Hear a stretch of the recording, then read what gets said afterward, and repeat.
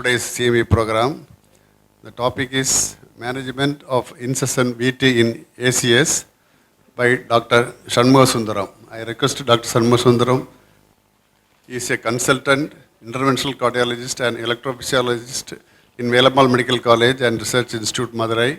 He has done more than 750 radio frequency ablation, first cardiologist to do VT ablation in South Tamil Nadu and 3D guided ablation for complex cardiac arrhythmias. He has got special interest in doing his bundle pacing, which is a novel technique for pacemaker implantation. Over to Dr. Shanmugasundaram. I may not be as interesting as the previous session where we had luxury of listening to such an important talk from Dr. Sailendra Babu. So before going into the arrhythmia per se, we need to see where exactly the problem is. The arrhythmic problems can be either brady or it can be trachy, depending upon the culprit vessel involved. So we know if there is any issue with the right coronary artery, the patient will ultimately land up with this with predominant brady complaint. On the other hand, left anterior descending artery infarcts, predominantly they come to us with a tachyarrhythmia problem. So any acute coronary syndrome, these are the common arrhythmias which we encounter. As expected, the most common arrhythmia is going to be sinus tachycardia, which can be seen in nearly 28% of the patient. Apart from that, we can have accelerated idioventricular rhythm, non-sustained ventricular tachycardias, AFibs, high degree heavy blocks, sustained VT and VF. We know like acute coronary syndrome can manifest as either electrical problem in the form of arrhythmias or mechanical problems in the form of mitral regurgitations, ventricular septal ruptures and heart failure. As far as ventricular arrhythmias are concerned, it complicates almost 20% of the acute myocardial infarction, and nearly 10% of the patients with post-MI survivors still die in the first month because of arrhythmic complications. And sudden death due to VT-VF, it nearly accounts for half of the death of the patient who had a recent myocardial infarction. In fact, over the last 3-4 decades, we learned that a prompt revascularization and drug therapy with especially antiplatelets, beta blockers, AC inhibitors, reduce the incidence of ventricular arrhythmias. So we need to know who are all the vulnerable patients so that we can specifically target these patients to reduce the incidence of sudden cardiac death. Not all patients with acute myocardial infarctions are at risk of developing sudden cardiac death. These are the specific subsets who has a very high incidence of developing VT and VF. So one is a delayed presentation. It is not very uncommon in Indian population to come to us for the management of acute coronary syndrome after 1 or 2 days. So any delayed presentation beyond 24 hours puts the patient at risk of developing ventricular arrhythmias. Incomplete revascularization either by thrombolytic therapy or by percutaneous coronary intervention. If there is an incomplete revascularization with residual ischemia, again these patients are at risk of developing ventricular arrhythmias. Pre-existing arrhythmogenic substrate, this is the one which is most often neglected. We don't know what was the patient's previous clinical scenario. He might have had a history of a family history of sudden cardiac death due to some channelopathies, or he may be having underlying metabolic disorders, uncorrected hyperkalemia, uncorrected hypokalemia due to associated systemic metabolic illnesses. So all these three things will help us in identifying the high-risk population where we can probably target them to reduce the risk of sudden cardiac death. Mechanism, it is quite complex to define and teach the mechanism of ventricular arrhythmias. There are two important mechanisms based on the occurrence of arrhythmia. Basically, it can occur acutely, less than 24 to 48 hours, or in the late phase, anything comes after 48 hours. So anything comes within 48 hours, the main problem is early and delayed after depolarization. It all occurs because of variation in potassium, sodium and calcium at the cellular level. The most important thing to understand here is the surviving Purkinje fibers. It's not the fibers which has already died, it is the fibers which are surviving, especially in the peri-infarct zone. We know left anterior descending artery is going to produce a big infarct. Those surrounding areas which is in the peri-infarct zone, these Purkinje fibers will produce impulses, and if these impulses are vulnerable, for example, if that ventricular premature complex is falling on the peak of T wave, that is going to predispose or precipitate a ventricular fibrillation. Late phase, we know re-entry is the most common mechanism. So any ventricular arrhythmias, especially monomorphic ventricular arrhythmias, coming after 48 hours, it usually occurs because of re-entry. So based on the mechanism, the morphology also varies. So we can have two important morphologies of ventricular arrhythmias. One is monomorphic, which is nothing but all the QRS complexes are of same amplitude and morphology. Polymorphic, where each and every complexes will have a different QRS morphology and amplitude. So in a simple term, any polymorphic ventricular arrhythmia usually occurs within 24 to 48 hours, and it usually occurs because of ischemia. Any monomorphic ventricular arrhythmia, which has a simple single morphology, usually occurs beyond 48 hours, and it occurs because of a scar re-entry mechanism. One important thing which we have to understand is the reperfusion arrhythmia.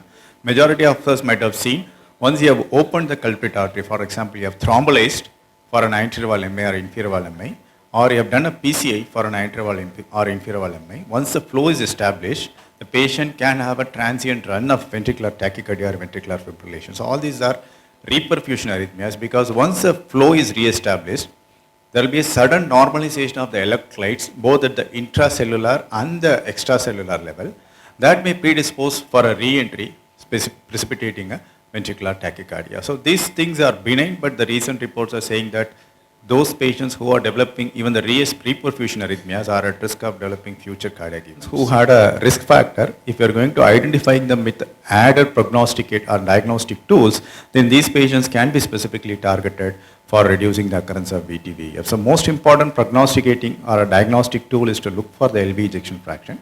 Of course, this is the thing which we commonly see. Any myocardial infarction patient admitted in the ICU, we always look for the LV ejection fraction. That is one of the strongest predictor of future cardiac event. In fact, if you ask me one good parameter to tell about the prognosis of a coronary artery disease patient, it is going to be the LV ejection fraction. Apart from that, we can have surface ECG clues. We can even go for electrophysiology studies. So, as I said, LVEF is the one which is going to give us a prognosis and deciding about the treatments. Any patient with an LVEF of less than 35% or at risk of developing acute myocardial infarction related ventricular arrhythmias, we have a lot of trials to support the evidence that that cutoff of 35% works well. And in fact, if you add my MRI tool, cardiac MRI, because cardiac MRI these days are frequently being done for assessing the ventricular function for us and also for assessing the scar burden. So if you can top up the diagnostic modality with the cardiac MRI, this gives added benefit of risk stratifying the patient. ECG markers, this can be easily done on the bedside. Just take the ECG of the patient. Any patient with a significant sinus tachycardia, that means that his baseline heart rate is quite high, his sympathetic tone is quite high, and his parasympathetic tone is quite less. Especially when the heart rate is stable, without any inspiratory expiratory variation, that means that his parasympathetic tone is completely knocked off. We know vagal tone is very good for the heart and sympathetic tone is bad for the heart. So when you don't see any respiratory variation in the heart rate, when you just see a simple sinus tachycardia going on, that means that these patients are at risk of developing future ventricular event or even acute ventricular event during the hospitalization. Apart from that, there are minute details. You can calculate this corrected QT interval. You can see the T peak to T end interval, or even can see the T wave alternates, meaning that every other beat the T wave morphology will vary. So all these minute electrocardiographic parameters will help us in identifying the high risk group. EP studies, they won't give us much benefit in terms of arrhythmias occurring within 24 to 48 hours, because we will not subject them for a EP study for all patients who are coming to us with MI, but this may help in the chronic phase. Once you are planning to discharge the patient, once the patient has reached that stage of 4 to 6 weeks medical follow-up stage, then probably we can see, assess with the help of EP study to see whether he can develop the future event. Coming to the management of ventricular arrhythmias, like the 5 pillars for the management of heart failure. So we have 5 important tools for managing ventricular arrhythmias, be it an electrical storm occurring in the setting of acute coronary syndrome. The most important thing, of course, is still to go for a complete revascularization. That holds good even today. Any incomplete or residual ischemia is going to precipitate further events. The second important tool is going to be the antiarrhythmic drugs. The simple amiodarone will help a lot in majority of the patients. And overdrive pacing, for example, if the patient is frequently throwing VTs, what we can do is we can put a temporary pacing catheter in the atrium and we can pace at a much higher rate, for example, 110 or 120 for sometimes. This overdrive pacing has some role in reducing the occurrence of ventricular arrhythmias. We have mechanical circulatory devices these days like intra-aortic balloon pump or even ECMO, which can help us in circumventing the acute problem so that we can plan the future strategy. Of course, the last strategy is going to be the catheter ablation. If the patient is refractory for all this modality of treatment, then probably we can take up the patient for a catheter ablation. How to define electrical storm or VT storm is defined as 3 or more sustained episodes of VT-VF, or if the patient has an already IC device, if they have received 3 or more shocks within a period of 24 hours, then we can say that the patient is in electrical storm. So sustained VT means anything which is lasting for more than 30 seconds or producing a hemodynamic collapse. The clinical presentation, of course, the patient will come to us with recurrent syncope or even a witnessed arrest, or it can be even multiple runs of incessant ventricular arrhythmia, like in this case where you can see just occasional normal QRS complexes, but majority of the time the patient is in ventricular arrhythmias. So how to approach? We have a stepwise approach for treating the patient with VT storm. First thing is to confirm that whether it is a VT or not. So you have to analyze the ECG. Second thing is to define the substrate, how it is occurring, whether it is occurring in the presence of ischemia or inflammation or in the presence of a non-ischemic cardiomyopathy. Then based on the substrate and the precipitating factors, formulate your treatment strategy. Of course, you should not stop with just treating the acute episode. You have to go for treating them in reducing the occurrence of future VT-VF. So confirmation, the first and foremost thing is to confirm that whether it is a VT. If it is a polymorphic VT occurring less than 24 hours, you can easily diagnose it. The QRS morphology will change. The patient will be hemodynamically compromised. But sometimes monomorphic VT can be little challenging, especially if the rate is slow. You have to differentiate it between SVT with aberrancy with VT. But 99% of the time, any white QRS tachycardia occurring in the peri-MI phase, you have to treat it as a VT. So always rule out the associated SVT parameters, then divide the substrates, look for ongoing ischemia. Though you have thrombolized the patient, though PCI has been done for that patient, but still there may be some residual ischemia. We have seen a patient where we have stented the LAD, but the diagonal occlusion, just a branch vessel occlusion is producing a VT-VF. So you have to just immediately open that branch vessel, at least with the balloon, to re-establish the flow and to reduce the occurrence. Associated structural heart disease, the MI can occur in a patient with a pre-existing hypertrophic cardiomyopathy, or it can occur in a patient with a pre-existing restrictive cardiomyopathy. So all this associated structural heart disease is going to increase the occurrence of ventricular arrhythmias. Look for other metabolic parameters, check for the thyroid status, and first and foremost thing is to check for the electrolytes. Keep the potassium at a higher range, somewhere between 4.5 to 5, and magnesium at a higher range, somewhere between 2 to 2.4. So all this associated substrate modification will help us in treating the acute episode. If you have this, like I was discussing about the monomorphic versus polymorphic, you can see a single morphology QRS which is running all along without any change in amplitude. So this typically occurs beyond 48 hours, and this will tell you that the scar has already started forming. So this here, it means that the etiology is usually non-ischemic. On the other hand, if you see this sort of VT-VF where you can see the oscillations of the QRS complexes above and below the isoelectric line with changing morphology, usually it occurs in the setting of acute ischemia, where we have to treat the ischemia first before going for an antiarrhythmic treatment. So this is a stepwise approach which we can always follow. Any patient developing a ventricular arrhythmias in the setting of MI, give IV beta blocker, metoprolol is a drug which is widely available, then go for urgent revascularization. If the patient still throws VT, just see the appropriateness of revascularization, any residual ischemia is there or not. Correct the potassium, correct the magnesium, try IV beta blocker, try sedation. If the patient still develops VF, go for IV amiodarone, try IV lignocaine. Lignocaine is one good drug which is probably less often utilized. Go for a deep sedation. It's always better the patient is throwing repeatedly VT-VF. Intubate them, paralyze them, keep them on ventilator so that at least the sympathetic drive will come. If it persists, then obviously we have to go for advanced treatment modality in the form of ECMO or IABP, along with a treatment strategy in the form of catheter ablation. Added drugs, we know like amiodarone and beta blocker are the most commonly used drugs for treating ventricular arrhythmias. But apart from that, there are other drugs which can be easily extracted from an ICU pharmacy pool. Is the lignocaine, where you can always use the routine lignocaine which is available. The dose is 1 milligram per kg bolus, followed by 1 milligram per minute infusion. You can go up the infusion to 2 to 3 milligram per minute, and even you can continue it for almost 24 to 48 hours. Beyond that, there is no specific role. The other important drug is phenytoin. So this drug do wonders in patients who are throwing VT repeatedly. So again, we'll be giving it as a loading dose, 1000 milligram, just like we are giving it for seizures, followed by 100 milligram IV entirely. Apart from that, we have a lot of other drugs which are not easily available, but our approach is always step-wise. Start with amiodarone, give lignocaine, add eptoin. So once the patient settles, oral maintenance with amiodarone plus mexiletine. Mexiletine is easily available these days. So these are the commonly available drugs which can be used in the management of ventricular arrhythmias. Once the acute phase is over, then you have to think of a long-standing prevention of ventricular arrhythmias. So that again depends on the LV ejection fraction. Any patient with an EF of less than 35% coming with syncope or any documented non-sustained VT, you have to think of giving them an option of implantable cardiac defibrillator, because we don't know when it will occur. If it occurs, then that might be the first and last event for the patient. So you have to always assess the risk of future ventricular arrhythmias at the time of discharging the patient.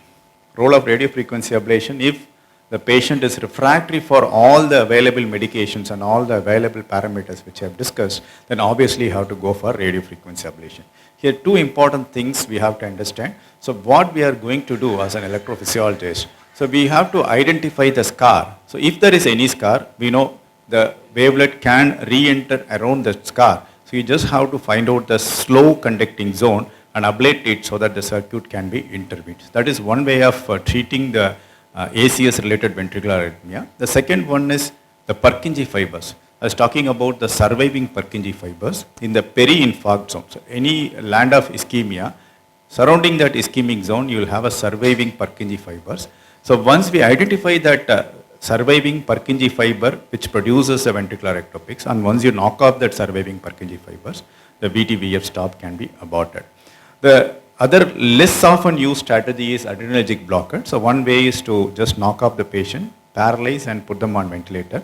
But the important thing which can be easily done at the bedside is doing a stellate ganglion block. We know the stellate ganglion is the one which is primarily supplies sympathetic drive to the heart. So we have to identify the stellate ganglion both on the right side and the left side.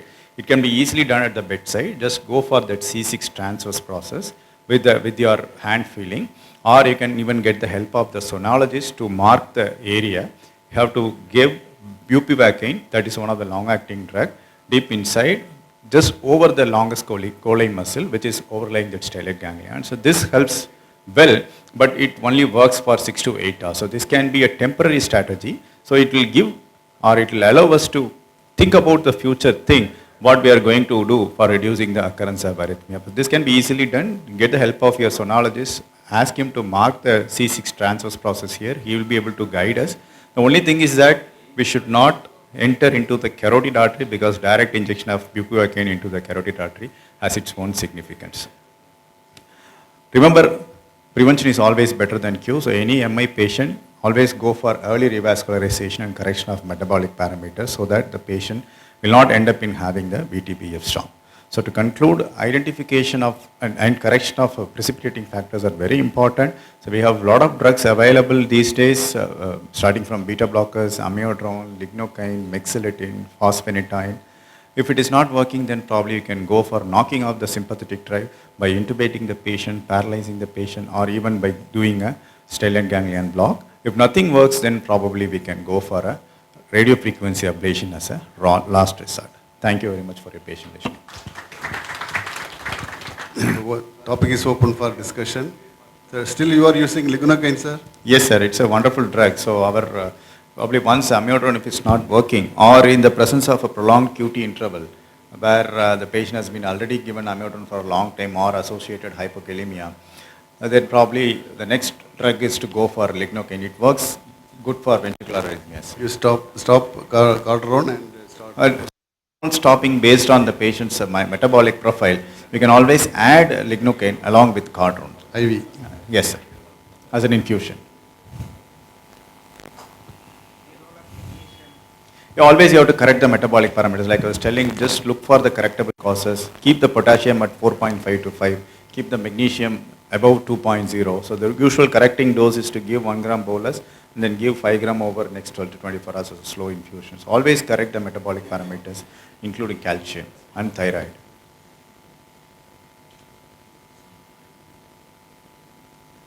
Any more questions?